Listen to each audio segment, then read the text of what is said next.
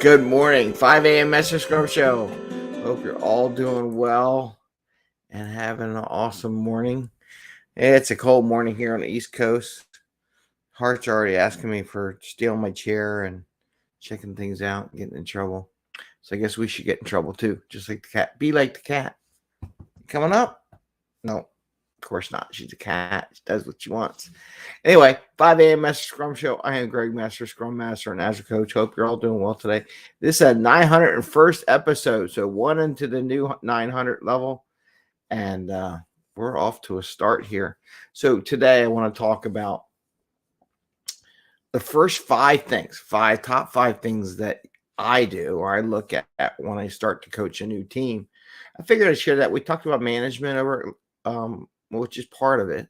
So I'm going to clue in a little bit of management and some of the things I do, my first five things I do when I coach a new team. You can apply some of the same thought process to a Scrum Master. I might tweak it a little bit different for a Scrum Master, but the same stuff sort of applies and what Agile coaches should be looking for too. So I figured I'd share that with you today. So 5 a.m. Mester Scrum Show, Greg Mester, Scrum Master and Agile Coach. And here we talk about Scrum and Agile in a very practical and tactical way so that you can bring value to your customer, not work crazy hours and have a little fun. And today we're going to talk about 5 things that I look at first when I start coaching a team. Keeping it 5 because we want to keep it short in the time box, right? Right, Hart? I put a picture of Hart on Instagram the other day because she stole my chair and she smiles at me when she does it. She just winks at me. There she goes. She's gone. She got stole the chair. Okay, so let's get back on topic here. Oh, and I'll put in while I'm doing this. I will put in the job reports from last night. I was exhausted last night. I don't know if you picked it up when I was listening to the podcast. I said, yeah, I was exhausted. I don't know what she's doing. What are you doing? Coming? She's being weird. Either everything's going to get torn apart in a couple minutes or she's going to relax. One of the two. So, what top 5 things? What are the first 5 things you do? Well, you can start one of 2 ways. One, I introduce. So, number 1 out of the 5, first one, set up a meeting with the Scrum Master, right? If you're an Agile coach, meet with the Scrum Master. Scrum Master, again, that would be different for you. But have that meeting with the Scrum Master, set up an appointment, and talk about what I have as my coaching agreement, which we've done other episodes on, where I would sit there and one email, set up an appointment, talk with them about my coaching agreement, talk about how the coaching might work, what they might see, what they might get from it, what they would like from it. Priority 1 when you do it is that what do you expect? What would you like from this coaching agreement? What would you like to do, right? If to see if there's anything they have in mind for this agreement. Sometimes they don't, because be honest, a lot of them never have coaches before. And a lot of coaches don't coach. To be honest with you, they don't coach. So there's that agreement. So that's the first thing. So you set an appointment with Scrum Master and have that meeting. Item 2, meet with managers. Here's that link to the manager thing the other day. So meet with the managers of the team. Share your coaching agreement with them.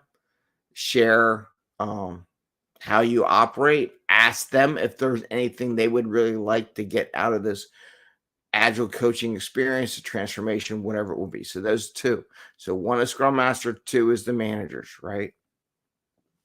3,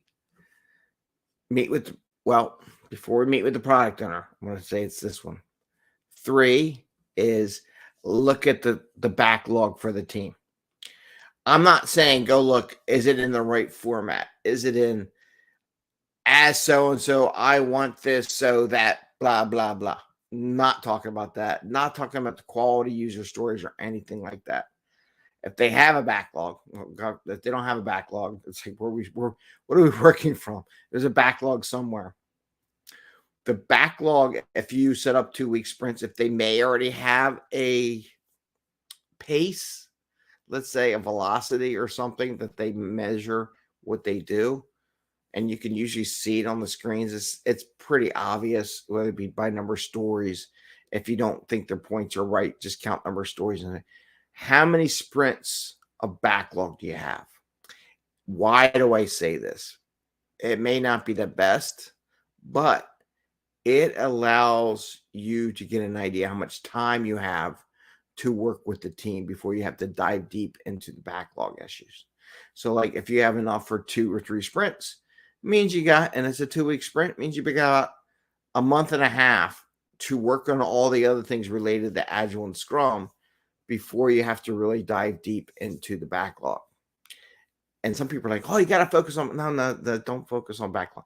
That just gives you a time box idea. This is my project management thought process, right? It gives you some time on how much time you have to work on all the other things that you may need to work on with the team. So that's 3. So 1 is Scrum Master, 2 is managers, 3, look at the backlog, see how much you have, and kind of get a feel for how much time you have to work with things. Now that you got that, then go talk to the product owner, meet with them, ask them about their backlog, ask lots of questions, ask about how this coaching agreement, again, share the coaching agreement with the product owner too. So you're going to talk to the product owner and you're going to ask them what you can do to help them, what they might looking for, where their blockers are. Just have a conversation with them. So first one's Scrum Master, second's manager, right? Third is the backlog. How big is it? So you figure how much time you have to work. 4th is meet with the product owner. Okay.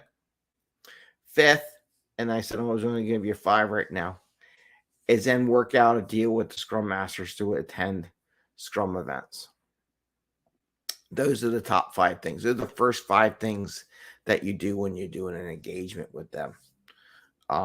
Besides all your HR stuff that you have to do when you come on to a new company or with a new thing. But those are the 5 things that if every time you get a new team to coach, those are the 5 things. Scrum Master, managers, Scrum Masters, managers, backlog, right?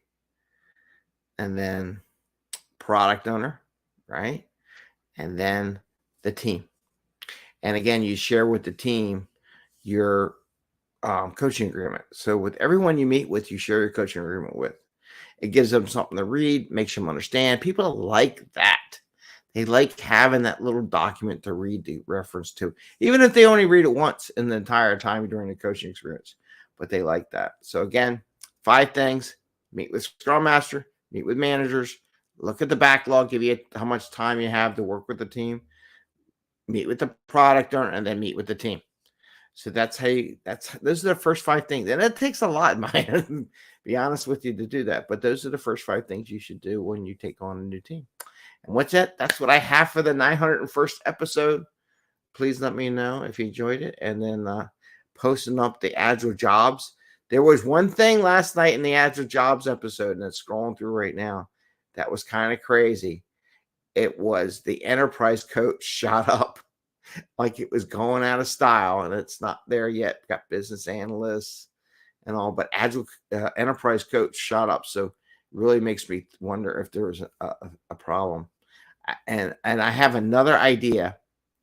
So we're going to do 5 whys tomorrow. I'll put that down on my notes. I'm going to talk about another possible root cause for these spikes that I thought about the other day because I was talking to somebody about year-end close stuff. And that also may be generating other spikes on that. So we're going to do a 5 why on that just to practice 5 whys, right? So it's all practical and tactical stuff, but we'll talk about jobs and errors and things like that. So with that, I want to say have a great day. Happy scrumming. See you tomorrow, and I wish everyone the best. Take care. Bye.